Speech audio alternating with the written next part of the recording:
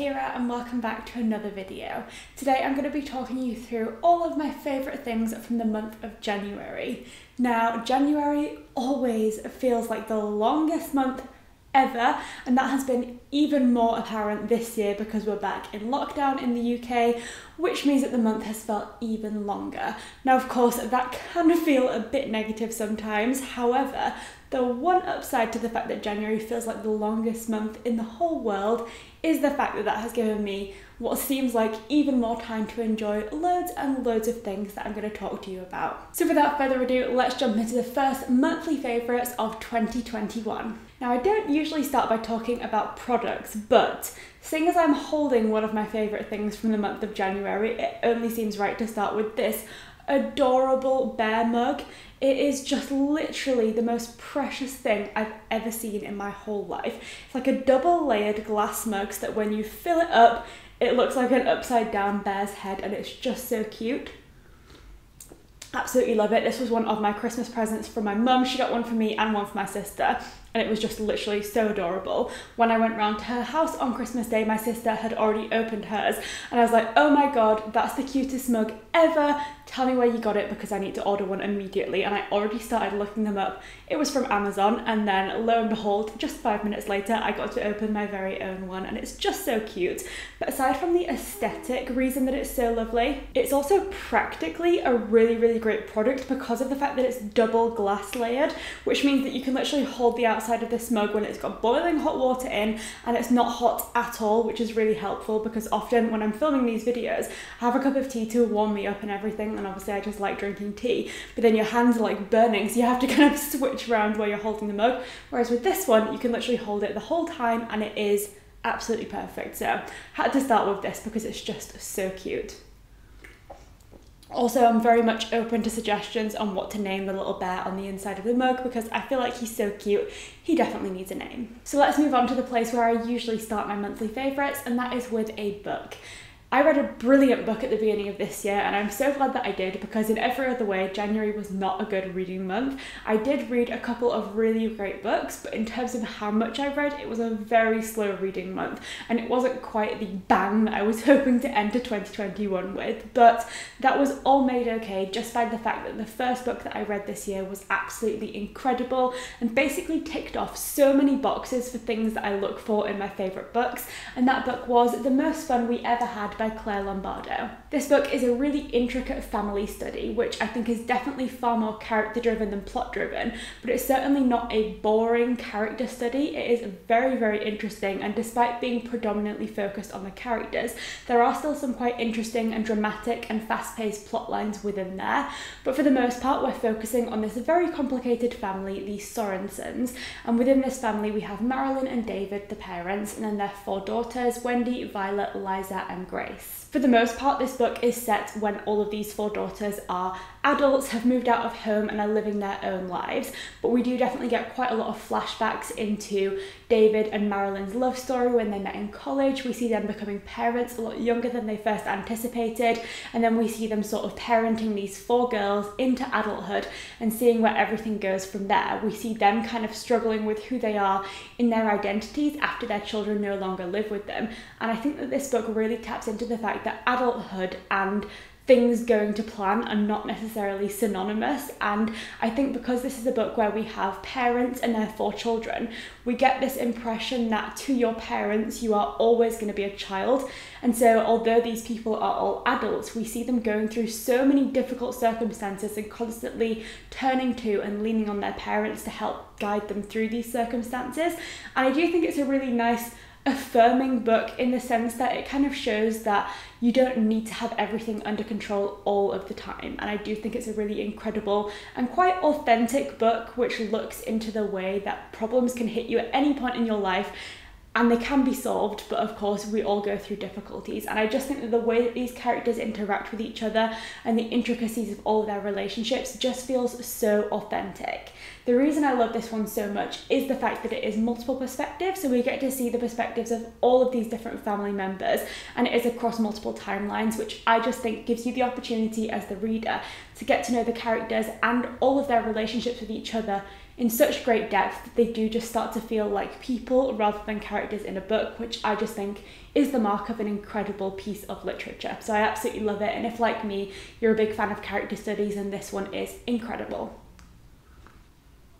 Now, although it was a slow reading month, and I definitely didn't do as much reading as I anticipated in January, it was a wonderful month for television. I watched so much good stuff this month, and partially I think that is the reason why I didn't do as much reading as I expected, because I've been watching so much stuff. I generally don't watch new TV shows all that often. I'm a serial rewatcher, which I do love, but this month I managed to find so many incredible things, and it's been so difficult to narrow it down. So I have quite a few TV shows to talk to you about because they are all worthy of the title favourite. So I'm going to go in chronological order of how I watched them. So the first thing that we ended up watching this year, Jay and I together decided to finally watch The Queen's Gambit.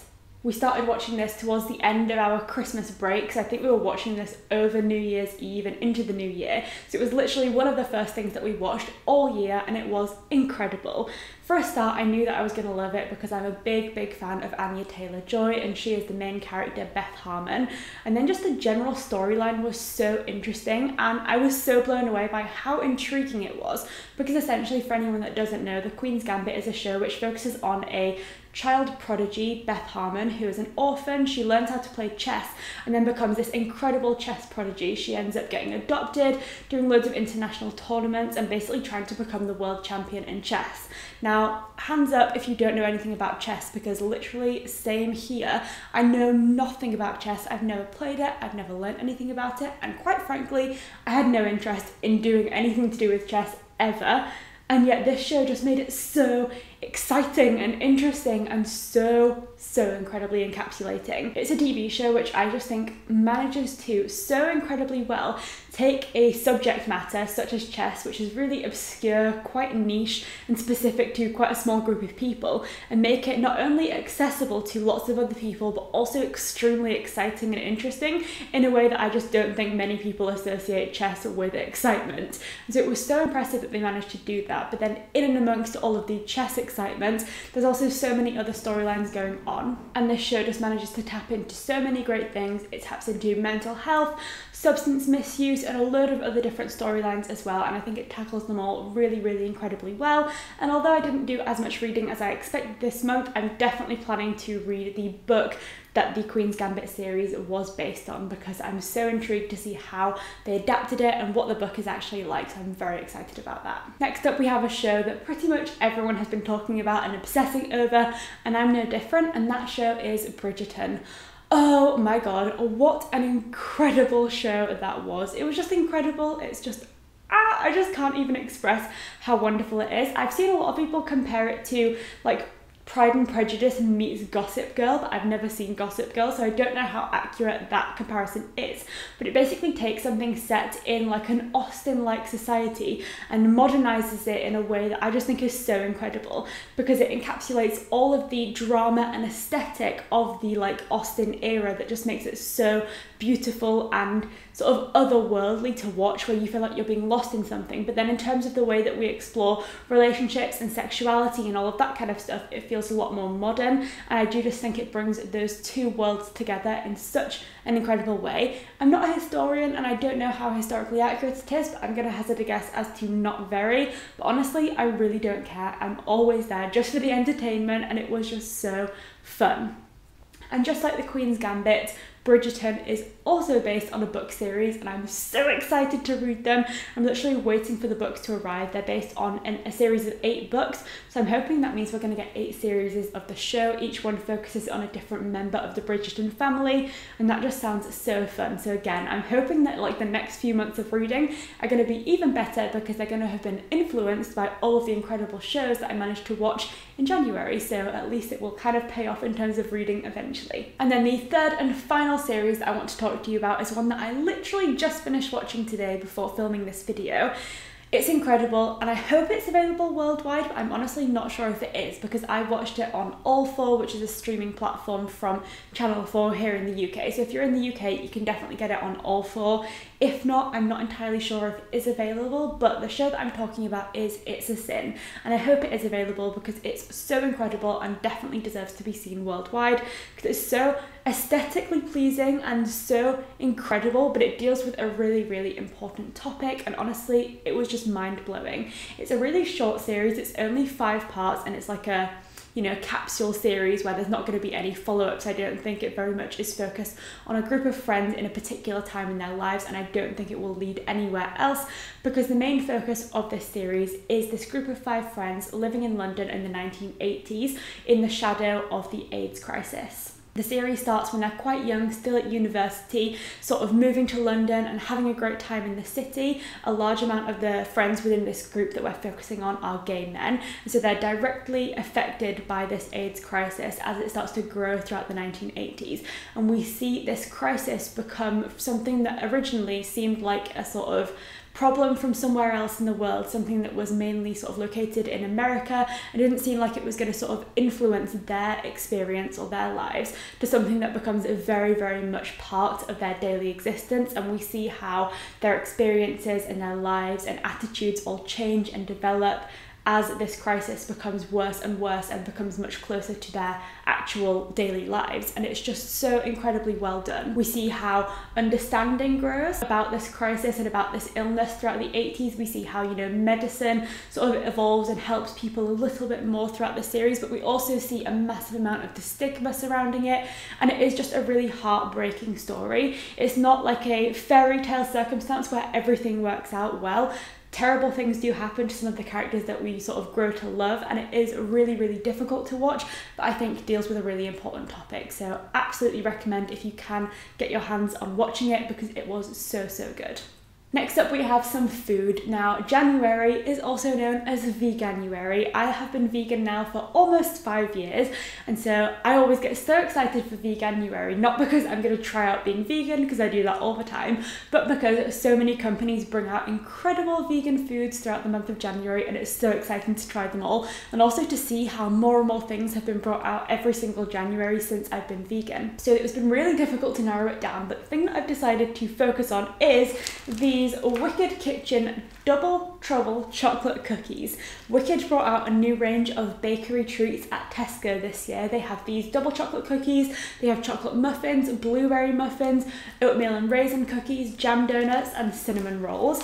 I've tried almost everything from the range except for the cinnamon rolls, because I cannot find them anywhere, very sadly. They always seem to be out of stock, but for the most part, these cookies have definitely been the standout winner of this experience.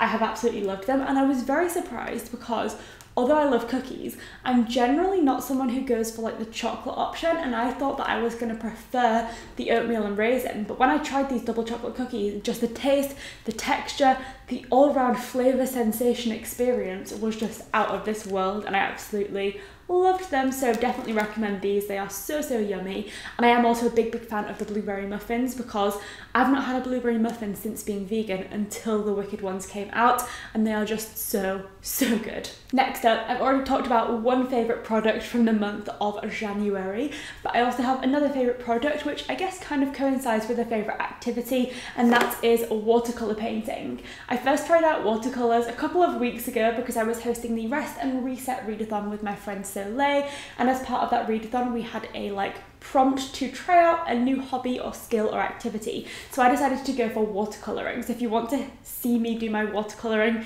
see me talk about the experience, then I'll link the vlog from the Rest and Reset readathon for you to go and check out. But essentially it was just so much fun. I'm certainly not an artist, and I won't be, selling these paintings anytime soon or quitting my day job to become a professional watercolorer. But it was just so nice to try something new. It felt very meditative and just very relaxing and sort of refreshing to do something purely just for the fun of doing it rather than for any greater purpose, and I just absolutely loved it. We're bringing Bridgerton back into the conversation because next up I have to talk about my favourite piece of music from the month of January, and the Bridgerton soundtrack was so incredible, and that's another thing that I think really combined the Austen Regency era style with the modern day in such a fun way, because there were a lot of covers of modern day songs done by like orchestras and string quartets, and I just thought that was such a fun way to combine like the classical with the contemporary.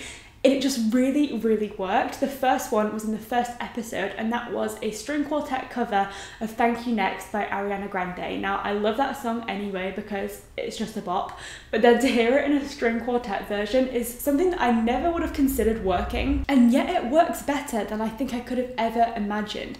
It is just like it was made for that, and it was just so, so incredible, and they have done that for quite a few other songs as well. But the Ariana Grande one definitely stands out to me as a favourite, because I was just like, hang on a second. And that's the first time that you really start to notice how they've really combined the classic and the contemporary, and it just works. And it's such an incredible fusion, and I'm obsessed. And then the final thing that I wanted to talk to you about in today's January favourites is actually a website. I don't think I've ever talked about a website in one of these favourites videos, but this is actually a brand new website. I absolutely love the concept. I think as a bookish content creator, this is filling a much needed gap, and I know that a lot of you guys watching also create bookish content, whether that's on YouTube, Instagram, on a blog, or anywhere else. So I think that this website will benefit a lot of you guys as well, and that is bookstagrammers.com. Bookstagrammers is essentially a website or a platform that serves to connect bookish content creators with brands. And although it is called bookstagrammers.com, it is not exclusive to Instagram. It's open to creators from places like BookTube, like me, or BookTok, or BookTwitter, or blogs, or a lot of other different places as well. But essentially the purpose is to connect you as a bookish content creator with brands that might want to work with you, which I just think is so wonderful, because I know that these kinds of platforms already exist for so many other niches of content creators, whether that's beauty, food, health and fitness, whether that's technology, or really anything else. There are so many other niches that already have these platforms and agencies that work to connect those creators with relevant brands, but nothing like that existed for bookish content creators, even though BookTube is such an incredibly large place, and that's only on BookTube where I am, and then there are other content creators on so many other social media platforms creating content about books and sharing it to audiences that also love books, and yet there was nothing really to connect bookish content creators with all of the brands that want to work with them. And I just think this is just such an amazing opportunity to benefit creators, to make sure that you're getting paid for the work that you're doing promoting books, and also to benefit brands sharing their work and their products with audiences that are going to be interested. And I just think it's such a wonderful thing, and is definitely filling a much needed gap. It's completely free to sign up, and there are also no mediation fees, which means that when you get paid for a campaign, you don't then have to give a cut to bookstagrammers.com. Those profits are all completely yours. And essentially it is just a place for creators to find brands, brands to find creators, and for the bookish community to keep growing and thriving, which I just think is wonderful. Essentially all you have to do is sign up, and I will be leaving the link in the description box down below so you can go and check it out and sign up completely for free. You just have to sign up, create a profile, link to your platforms that you share bookish content on, and then you go from there. Once brands sign up and have campaigns, they'll show up in running campaigns. You can put yourself forward, and then brands can select you from there. So it's really, really easy to use, and I just think it's such a wonderful platform, such an incredible idea, and I'm so glad that we're kicking off 2021 with such a wonderful new website for the bookish community. And that brings this monthly favourites to an end. I hope you enjoyed hearing about all of the things that I've been loving in the first month of 2021. The longest month I think to ever exist ever, but certainly one that has been filled with lots of wonderful things. If you've enjoyed any of the same things as me this month, especially Bridgerton, because I just want to talk about Bridgerton forever and ever and ever, definitely let me know in the comments down below. And if you have any other TV shows, books, food, activities, or anything else to recommend to me, definitely leave that in a comment as well, and I'll definitely check them out. So thank you so much for watching, and I'll see you next time.